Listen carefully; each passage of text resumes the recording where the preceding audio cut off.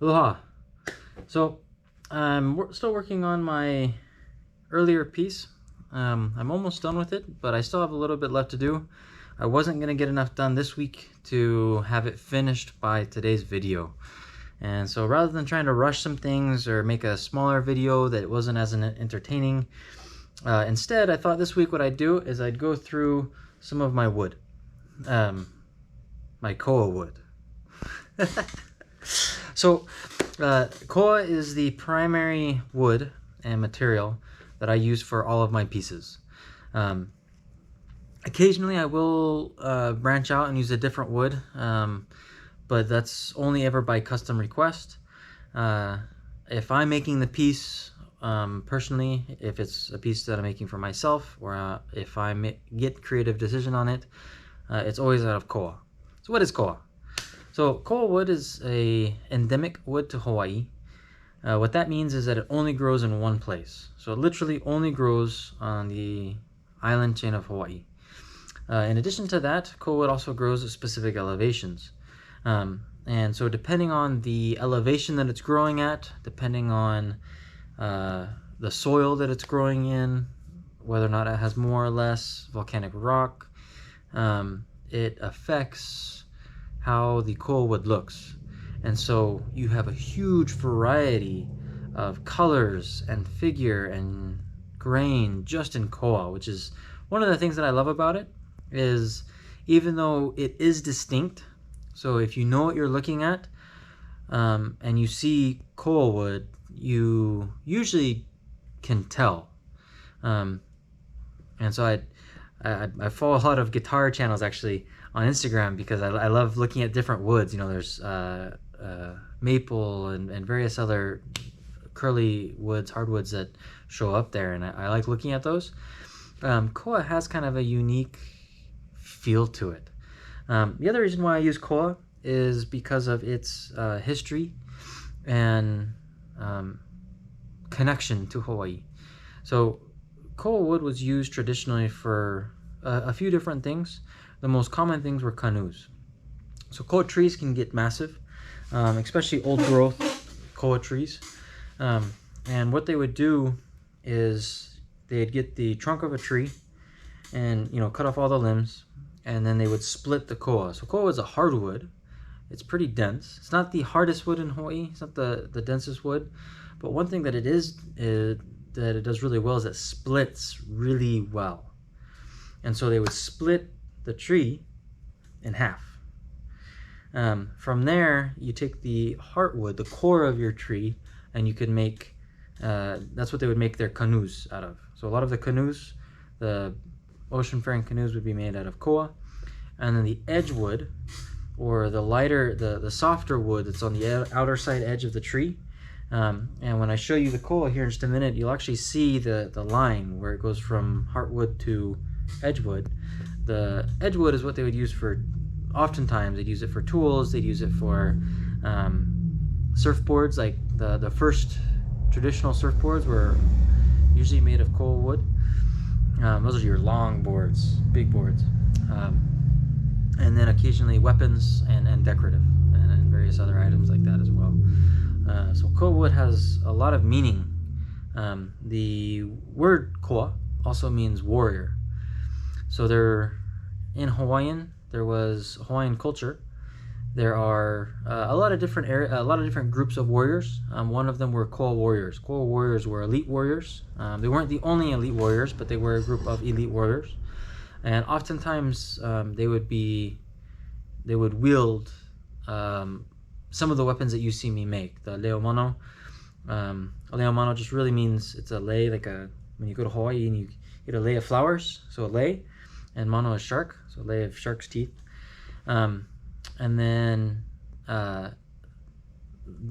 they wield some other weapons too. So your ihe, it's your short spear. Pahoa is a dagger. So there's the Maui dagger, the pahoa. Various other weapons, oftentimes made of Koa wood. And so the name comes from one another. So let's take a look at some Koa wood.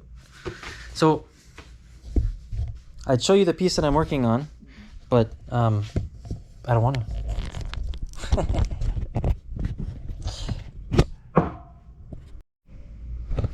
So here is some of my stock of Koa Wood. You'll notice that some of the pieces are missing. So for example, on this one, I think I probably made a knuckle duster or something like that out of.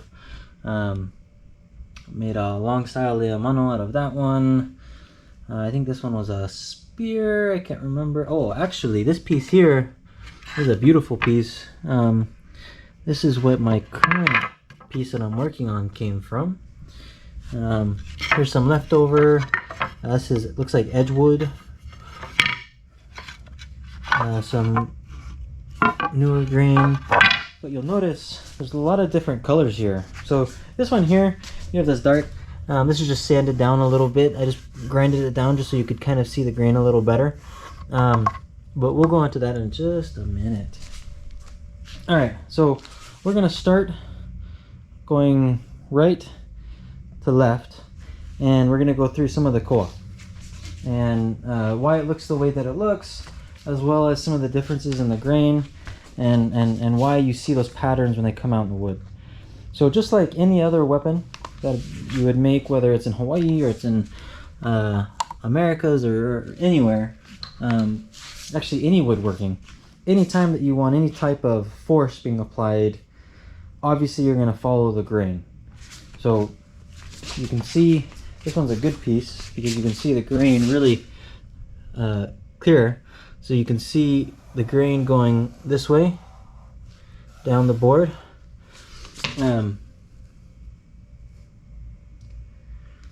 So you would want to make anything that you make, you want to go along the grain of the wood. If you go cross grain, that's when it becomes a lot more brittle. Now it's still pretty tough. You're not going to break one of these very easy. For example, here's your grain. This isn't going to break very easy. It can break, just not going to break as easy. All right, so let's take a look.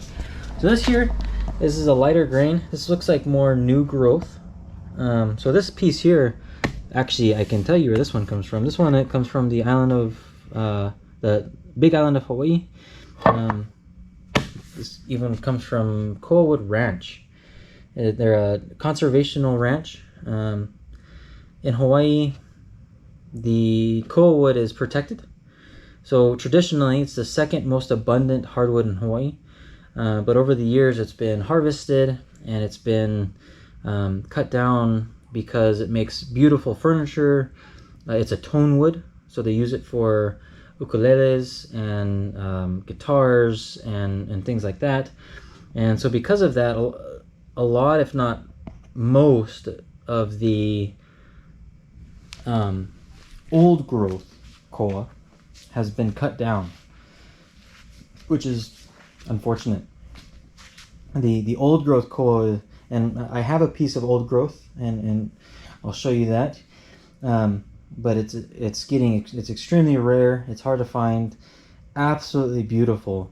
But the newer growth koa just doesn't quite have the same dark look to it. You can see here, actually, we have, so you see how it's, I don't know if you can see it there. So you can see the curl here. So that's one of the things that's very common with Koa wood, is to find curl. Now curl doesn't grow, it isn't in every piece. So even on this piece here, we have this section of curl here. And then if I come over here, some of that curl is gone. So there's a lot of things that cause curl. There's compression curl, there's natural curl, there's burl. So a burl is usually the trunk of your tree, and you get all kinds of really cool looking designs in burl. Not limited to koa, there's a lot of hardwoods that have it. It's not very common in koa for some reason, and so it's hard to get your hands on some good burl that's koa. I don't have any. But compression koa usually is found where big branches meet the trunk, and the weight of the branch compresses the curl, and so you get a really cool pattern. you can actually see swivels, almost like a burl, in the wood. One of my pieces here has a compression in it, where it looks like probably the branch that just a large branch that compressed into the tree. We'll get to that one here in a little bit. But this is this newer growth, probably fallen over or diseased. You can kind of tell just by how light it is. And then right here, this line is your separation between your heartwood and your edgewood. So this is going to be a softer koa, and it's going to be a darker koa. There's just some water. Let's see if we can bring out some of the curl. Look at that. Oh, that is beautiful. So one thing that I love about curl is it's three-dimensional. So I don't know if you can see it because of the glare, but those lines like kind of move with the light. Absolutely beautiful. Love it. All right, next piece. So this piece here is old growth. This is old growth Koa wood. This piece here had been drying for something like 40 years. This is an heirloom piece. I don't have much of it left. Haven't yet decided what I'm going to be making out of this piece. I've made, the original piece was larger, and I've made two pieces out of it before. The Leo Mono, my video, I think I labeled it the King's Weapon. That came from this piece. Absolutely beautiful. So if you just compare these two, you see how much darker this is compared to this. The color is due to a lot of things. It's due to where it grew, what elevation it grew at, what soil it was at, and its age. The age plays a big part in it, especially in the curl. So check this out. So you saw this. Check this out. So this piece is just unbelievable. Look at that. Oh, that is just epic. See, stuff like this is why I love Koa Wood. I mean, just look at that. This isn't even sanded. I mean, I think it's sanded down a little bit. This is probably like maybe 100 grit. So you can only imagine what this will look like sanded down to a 320 or 400, or take it down to 1,000. I probably would take a piece like this down to 1,000, maybe 1,800. Absolutely beautiful.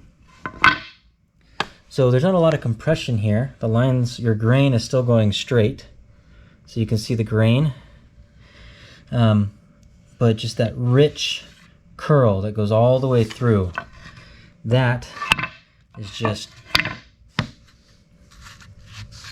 unique to that age. Next.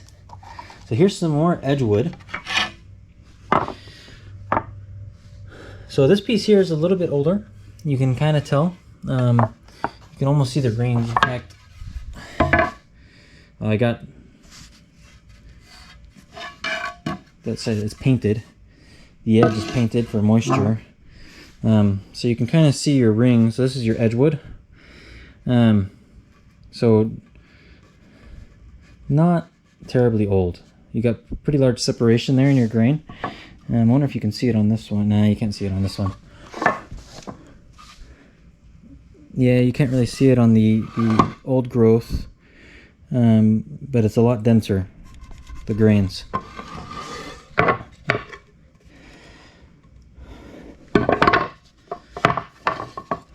But it's a little bit older of a piece, and its contrast from the heartwood to the edge grain and the edgewood is a lot more stark right there. And that contrast is beautiful. Look at that. I shouldn't be putting this much water on it. It's not going to penetrate very deep, so it shouldn't cause any warping. And it's not very hot. I'll turn my fan on after this, just so I don't warp any of these boards. But that right there is beautiful. Look at that. Oh, I love that curl. All right, so here we have some pretty standard curl. We have a lighter curl here. Oh, still beautiful. We have an old growth with just a deep curl here. 3 different colors, all Koa.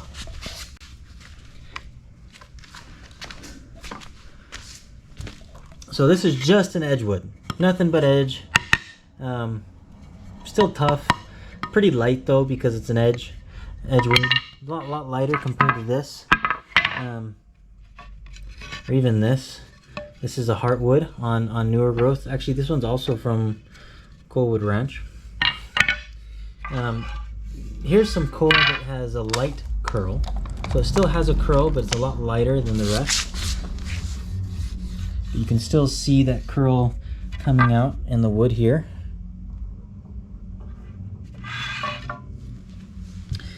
Now this piece here, this is also an old growth. You can see, actually you can kind of see the rings, the density that's in those rings there. Really small gaps. And then quarter sawn. This one has a little bit of compression. Harder to see because there's no sanding on this at all. So here you see this is more of a figure. Not really. It's more of a compression here. It's almost like a burl. But you see, it doesn't have like the straight lines in the other curl that you saw. It's like these spots. So it's just a different look to it. It still has some curl. You can see some curl going here. But then down here it's almost like a burl. And your grain has actually a little bit of compression to it. You see how right there, that's actually probably a knot, which is probably what we're seeing here then, is a little bit of compression. So this next piece here is some edgewood. So these are all milled. This is just a cross section. Probably a branch, because you can see in the grain. So here's some good compression. So you see the grain, how it waves? It actually is wavy. That's compression in the wood. So the weight of the tree is compressing, and so you're getting a compression curl. Now I shouldn't get this one wet because this is a live edge, and that's just going to soak right in. But I'm going to turn on my fan, and it'll be okay. Look at that. So that, oh, it's beautiful. Oh, that looks so good. This would sound very awkward if I wasn't talking about wood. Wait, never mind. It's only getting worse. So you can see the curl on this follows the compression of the grain.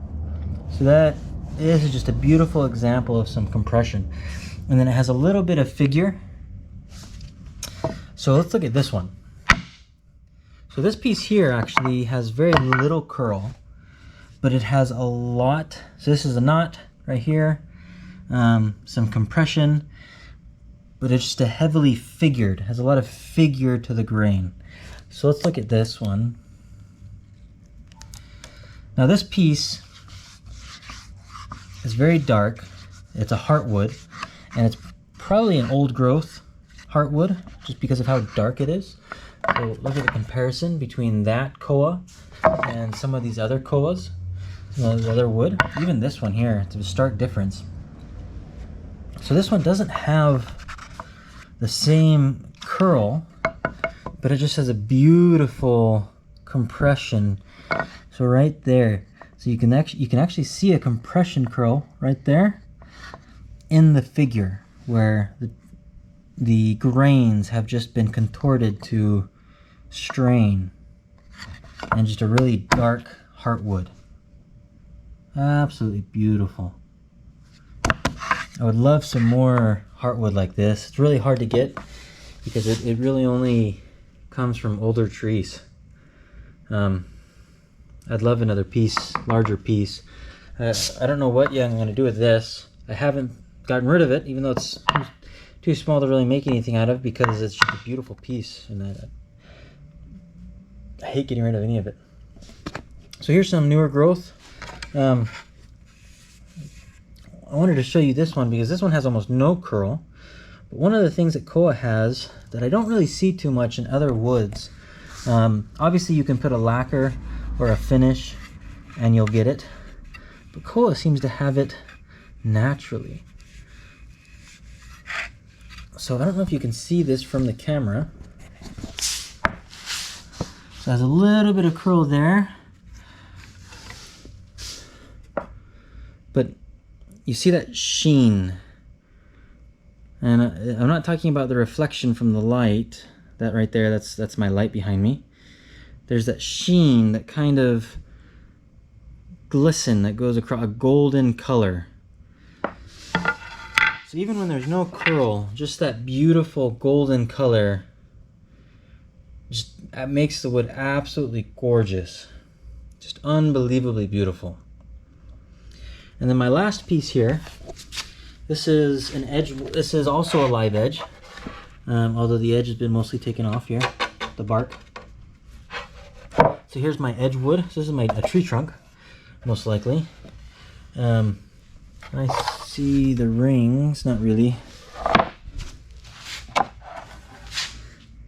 You can kind of see them here. No, that's just the cutting from the saw. You can't really see the rings. I'd need to cut a fresh piece. But this is an example of just a beautiful curl. And not every piece has it. Not every piece looks like it. But some pieces do. And the ones that do are just unmatched.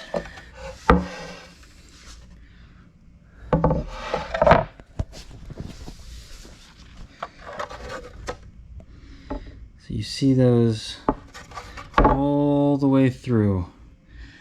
So what's unique about this piece here is this curl goes the entire section of the piece, which is rare.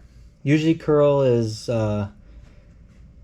accentuated in specific regions of the tree. It's not throughout the whole tree. If you find a tree with curl, it's rarely, it's just in sections. A piece here, a piece there.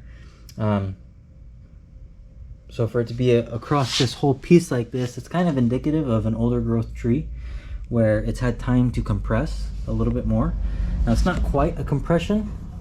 You don't see the waves in the grain, but it is still a little bit. So I do have more Koa, but this is kind of the variety. So whenever I have pieces that I make, more goes into it than just, hey, this one will look pretty. I do consider heavily the piece that I'm using, what I'm making, how I want it to accentuate the grain. I want the whole piece to work together. And my next piece, the piece that I'm working on right now, is actually a beautiful example of that, where I specifically wanted the entire thing to flow with the wood. In Hawaii, they have what they call, it's called mana. So when you're working on something, when you're putting your compassion, your soul into something, you're imbuing it with your mana, with your life force. And so that's the level of effort and dedication and attention that I like to present all of my pieces with, is that same level. I hope you enjoyed it. I hope you learned something new. a little bit more about me, a little bit more about the wood that I work with, the Koa Wood. I love working with it. It's my by far my favorite wood to work with. If you want to try working with it, you want to try having fun, Koa Wood Ranch is a great place to go. They always have some available. I'll post their link and website in the description below. Mahalo plenty, and see you next time.